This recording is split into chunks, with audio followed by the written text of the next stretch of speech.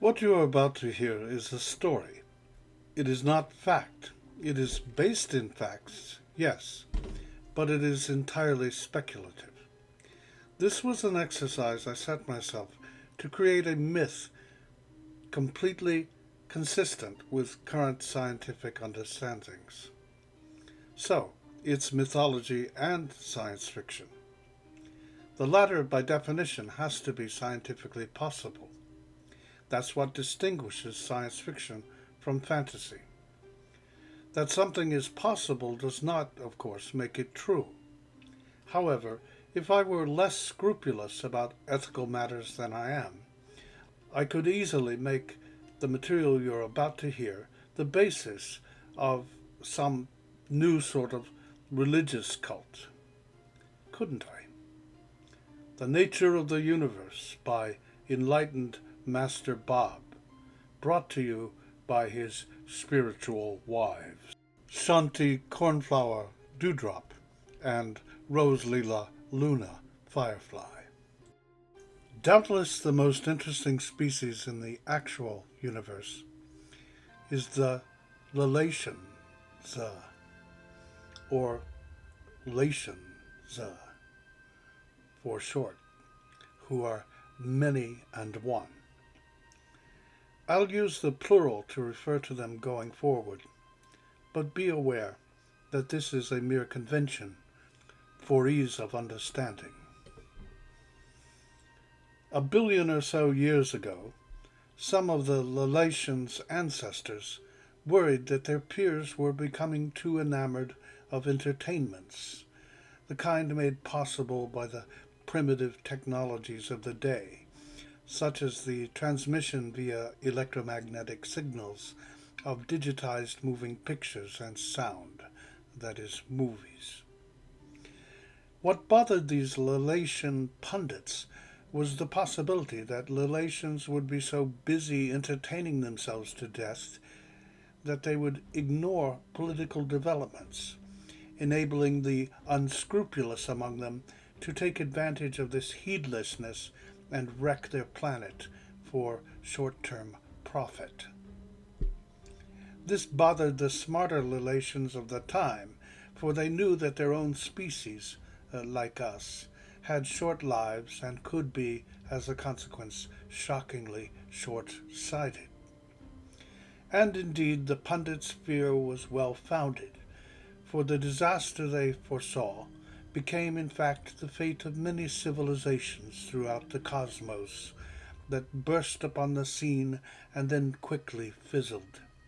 Live fast and leave a beautiful young corpse, the saying goes, though typically not in this case very beautiful. Miraculously, however, the Lalations squeaked through. That's because they cured aging and death fairly early in their technological phase and started worrying that they would themselves individually be around to see the consequences of their heedlessness. They also developed early on several technologies for intelligence augmentation by means of brain-computer interfaces, prosthetics, which only strengthened this concern. A lucky break. And as this illustrates, intelligence and virtue turn out, in fact, once a certain threshold is met, to be correlated. For it makes a difference if an entity is smart enough to imagine truly the suffering of another. So as the Lalations grew in intelligence, they also became kinder. Not that this made much difference, for they tended increasingly to interact only with their entertainments, which became, over time, the entertainment. I'll get to that in a bit. However, they remained addicts to their entertainments. They couldn't give them up, even though they recognized the issue with them. That's how it is with addicts, isn't it? As their technologies for entertaining themselves developed apace, and because of their increased intelligence, They soon realized that prior knowledge and experience increased the pleasure to be derived from entertainments, and that they could increase both by merging via their brain computer prosthetics with other relations and with their machines, so that eventually they became one and were spending almost all their time entirely within their entertainments, having developed reliable mechanical subs for feeding or finding resources and for taking out the trash or recycling, and so running their world on autopilot. Another civilization elsewhere in the cosmos, less evolved, might well have wondered where all the aliens were, since the cosmos seems to offer many harbors for life. But the simple answer to that question was that technological societies either kill themselves off or fairly early on, or, like the Lalations, turn inward, for the worlds that they end up being able to create are far more fantastic and interesting to them than is some hunk of rock and water teeming with lowly life forms light years away. Obviously. Other civilizations in the cosmos, with relatively early stage technologies, might have been able to use radio or even optical telescopes to figure out that the Lalations had built a device to capture and use all the energy produced by their star, or most of it, and had converted their entire planet into computronium to run themselves on. But none close enough survived, so the Lalations remained isolated, though they didn't feel that way, of course. Their consciousness was directed almost entirely toward the fascinating simulation they were running, which is what their entertainments had evolved into. And that simulation, of course, was a universe, the Sim-U. The biggest breakthrough entertainment-wise came about when the Lalations discovered that the most engaging way to experience the Sim-U was, ironically, to enter into it as one of its simulations, or persons, with all of his or her or its limitations of access to information and perspective, cognitive, sensory, and otherwise.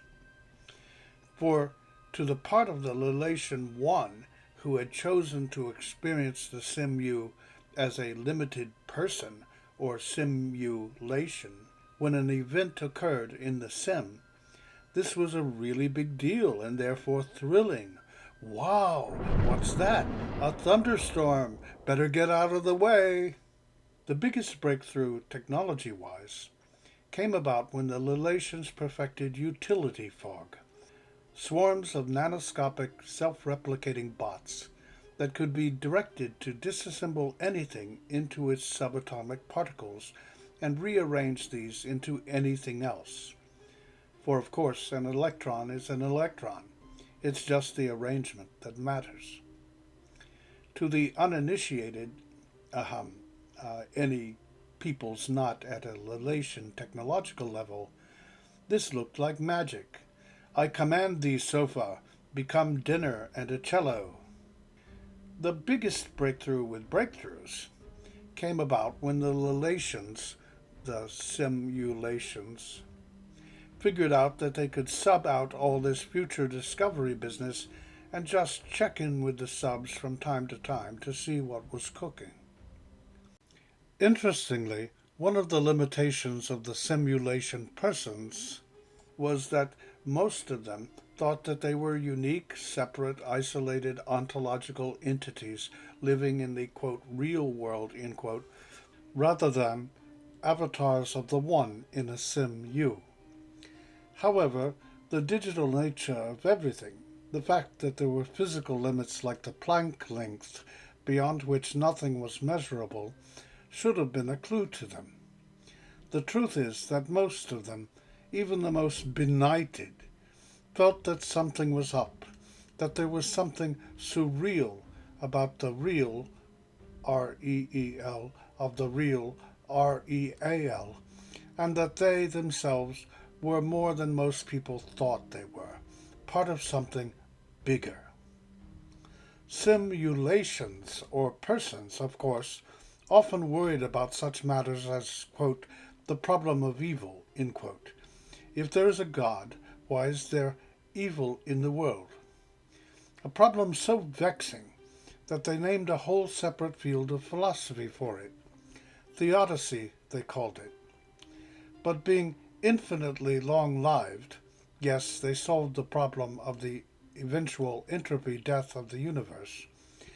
Lalacians knew that any momentary suffering of their avatars in Simu, however great it might seem to a simulation or person, approaches in the limit zero when divided by numbers approaching infinity. Leibniz, the co-inventor of the calculus, wrote a book on theodicy, the problem of evil, and as the co-inventor of the calculus, he should have been able to figure this out. And of course, the Simu exists all at once, past, present, and future, a completed whole, though simulations or persons perceive it as unfolding. This is why persons in the Simu, traveling at different speeds, experience time as slower or faster relative to others, as predicted by the theory of relativity. When the Lalacians reboot to make an adjustment in the possibilities for experience within the Simu, individual simulations have no knowledge that this has happened. They simply suddenly exist with slightly different past experiences than they had before. All this was captured long ago in an epic work produced within the Simu, the Mahabharata, which tells this story. The destroyer god, Shiva, was supposed to end the world when the cosmic cycle known as the Dream of Brahman had run its course.